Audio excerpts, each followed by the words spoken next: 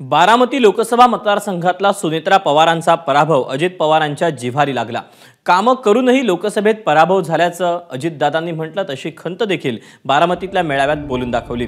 1990 सालापासून आपण बारामतीकरांची प्रामाणिकपणे सेवा केल्याचं अजितदादांनी सांगितलं। लोकसभा निवडणुकीत अजित पवारांच्या पत्नी सुनेत्रा पवारांचा सुप्रिया सुळेंविरोधात पराभव झाला होता। बारामती विधानसभा मतदारसंघातही सुनेत्रा पवार पिछाडीवर होत्या।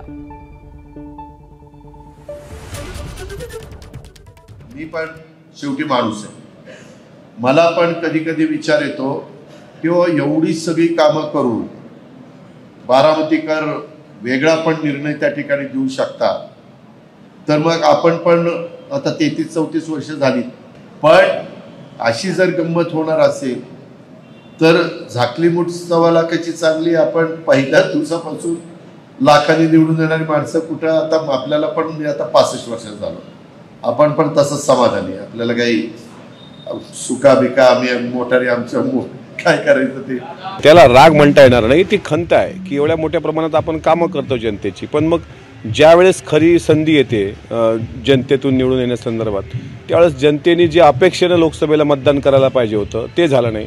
आणि म्हणून जर जनतेला वाटत असेल की बाबा मी नकोय असं ज्यावेळेस त्यांनी जनतेला अपील केलं, त्यावेळेस तुम्ही जनतेची प्रतिक्रिया पण बघा।